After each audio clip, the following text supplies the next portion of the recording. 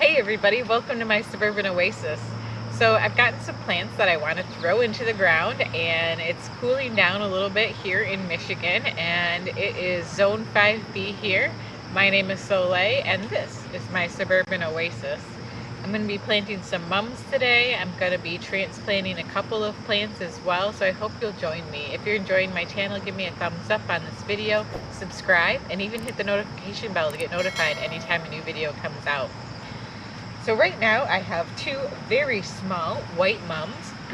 I got these at Lowe's. They were 4 for $5. It was a super fantastic deal. The awesome thing about this size is that you can plant it just about where you want. You can tuck them in between plants that you already have, and they actually will be about probably 4 times bigger next year if you treat them right. So I'm going to put 2 of these in here. I'm going to put one on each corner because I don't have a whole lot of mums in this bed. I have a couple really small ones that I transplanted earlier. So all I'm doing now is just pulling back the mulch, and this is a bed that I made last year using arborist mulch. So mostly I'm just trying to make sure that I get down to an area where I can see a little bit of soil and the roots will be able to have contact with it.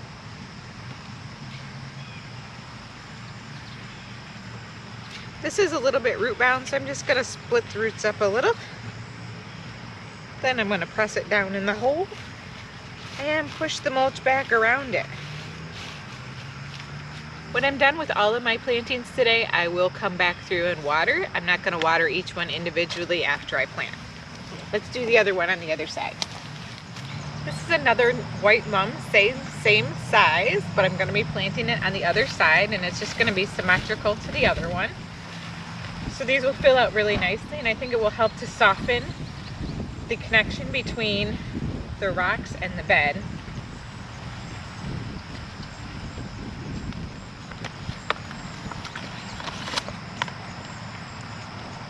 Again, just a tiny bit root bound, not too bad, but I'll get it down in there.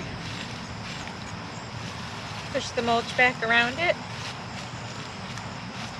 And those look super cute. All right, let's go in the backyard. I've got some more to do. So I have 2 orange mums now. These are slightly bigger. I'll lift one up so you can see. And I purposefully buy these without the blooms open because they will last much longer for me. So these are 1 quart, and these were $3 each. And this is a bed that really needs a little bit more fall interest here. Besides the phlox, I don't really have anything in this area. There's a small phlox that's right over here that has been chewed up by the rabbits, but I'm pretty sure it's going to come back right here. That is a spring blooming phlox. So if I plant these 2, that's going to help again with some of the fall interest. So let's get these into the ground. So I'm just going to start by pulling this mulch back.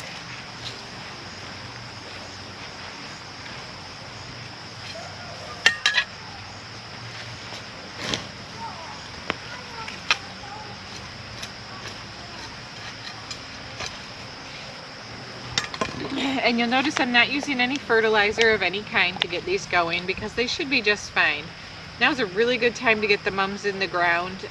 It's okay to put them in after they're in a planter or something like that, but if they don't have as much time to establish their roots, they're less likely to winter over well and come back the next year.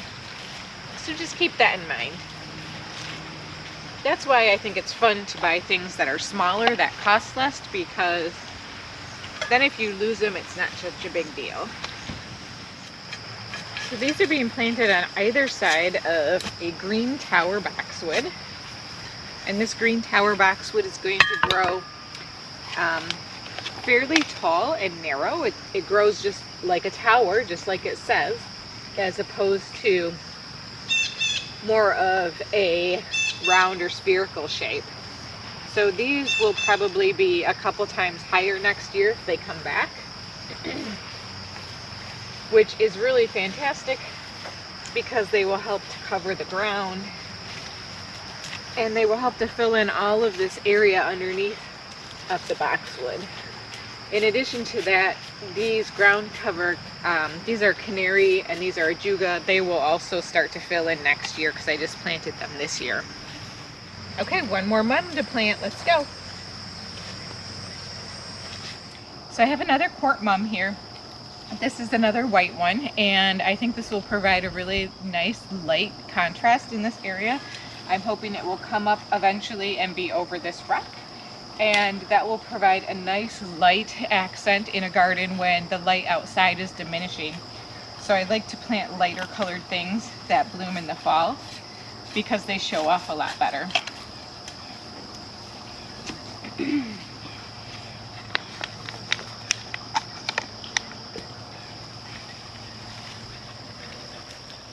I'm going to just tuck this back in here. This is a new bed that I created last year, so it still really needs some work in terms of amending the soil, but it's coming along. I think at the end of next year it will be much better. Right now it's pretty dry and thick and crunchy. I don't know if that describes it very well to you all, but for me it does. All right, check out how cute that looks in the crevice of the rocks. With the cooling temperatures, like I said, I'm super motivated to go around and start changing things up in the yard and putting things where I want to. So I'm gonna go dig up a phlox that I put in earlier because I have a hydrangea that I want to put in its place, and I'll show you why. Let's go. So why am I digging up this ultra pink phlox that looks so good still? I'm going to dig this up because the height of it is much shorter than what I actually want. And I really want to cover up this view over here of the heat pump for our pool.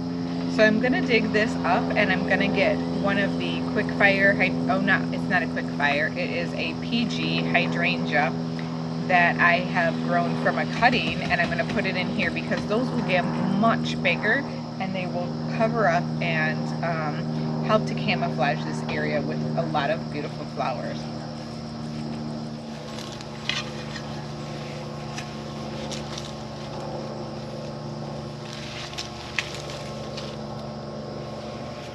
So this is my PeeGee hydrangea cutting. You can see it was just a stick. I stuck it into the ground earlier this year when I took the trimmings from my PeeGee hydrangea in the spring, and now it has sprouted all of the roots to create this root ball. So it's growing on pretty well, and I think it's going to adapt well to this new spot if I get it in the ground early enough. So let's put it in.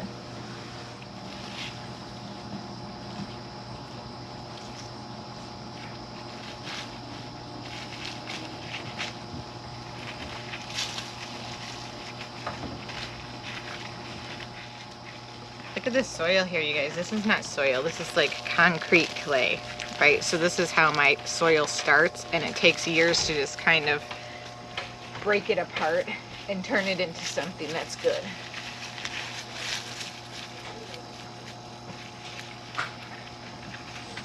So I'm just gonna try to break it up, put it over the top of this mulch, and what it will do is begin to combine with the mulch, which will break down, and the organic matter will help to keep it moist, and it will help to keep it from drying out and forming this horrible, like, clumpy, concrete, chunky mess. And then I do have some fresh mulch that I'm probably going to put around some of these beds soon. But right now I just want to get these into the ground, and then I'm going to get them watered in. After that, the mulch will come next. Okay, let's get this phlox in its spot now. Next, we're going to replace my birch leaf spirea. This one right here, which is a You Glow Girl, has been nothing but trouble for me. I've pointed it out in some of my other videos. It just keeps getting a fungal disease, so out with this. We're going to put the phlox in its place.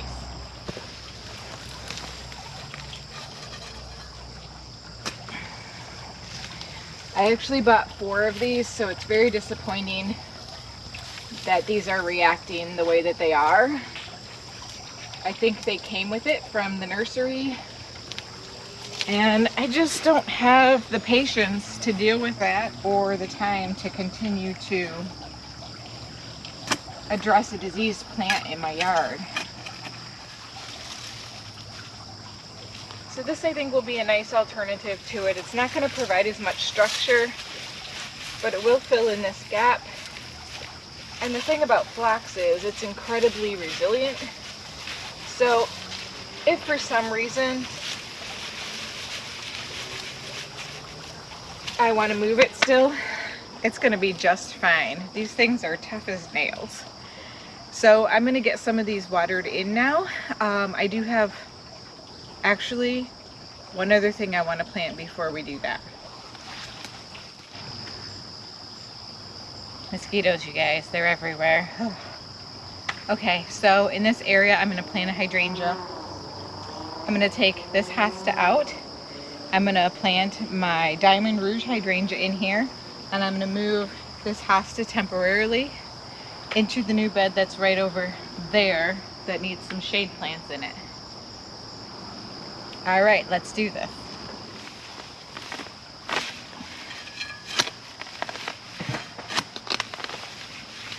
There's always lots of roots in between these arborvitaes, you guys.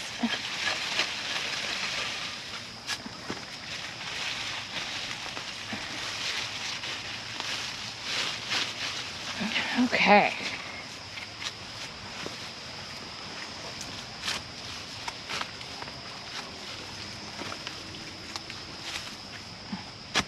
You can see I've been trying to improve the soil in this area by using mulch and leaf mold, any organic matter that I can get, because it's very hard. And again, this is also a new bed.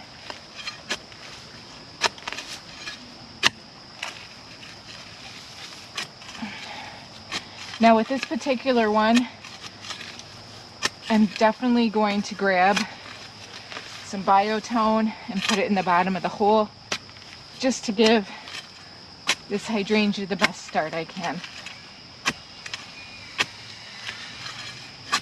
Here's a tip. If you're a garden planner and you're good at planning projects as opposed to being on the fly like me, I could have watered this area thoroughly and it would have made it a little easier to dig. Now you wouldn't want to swamp the area because it's not good to work in super wet soil, but damp soil always digs better. All right, let me grab some biotone and we'll get this hydrangea in here.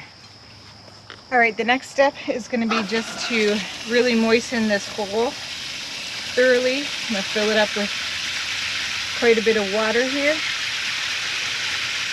This will help ensure that the soil is moist for it to root into. And then I'm going to take some of my vanilla ice cream flavored biotone, and just kidding you guys, it's just a vanilla ice cream bucket. And I'm going to put it directly into the hole. You can see the water's going down here.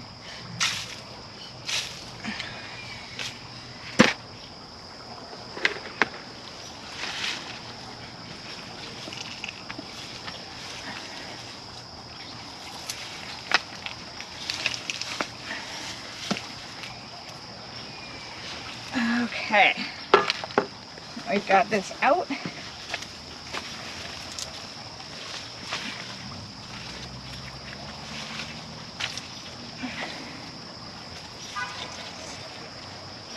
And I'm going to just backfill now. And I'm going to use as much of that leaf mold and soil that I can to fill back around it, so that it will help to retain some of that water and give us some nice organic matter.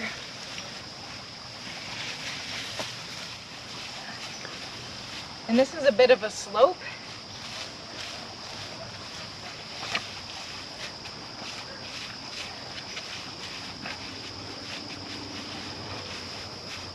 So it can be a bit of a challenge to plant on a slope, but I think that's going to look good. What this is going to do is it's going to fill up this area, come up to about here, and spill out to the front. And I'm just going to chop this one in half right here. This has a lot of different parts to it.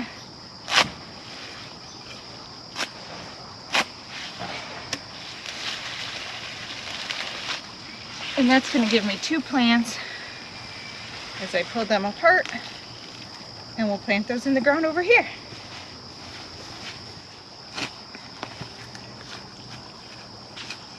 So when I have areas like this that are empty, I pretty much can't stand it, and I take whatever I've got and I put it in until I get around to finding what it is that I want to have there for a little while.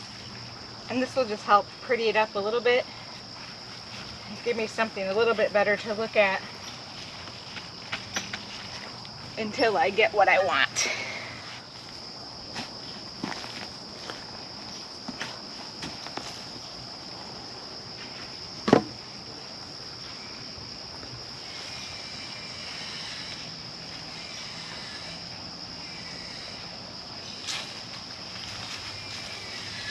Now you can see I'm not being super, I don't know, careful with this.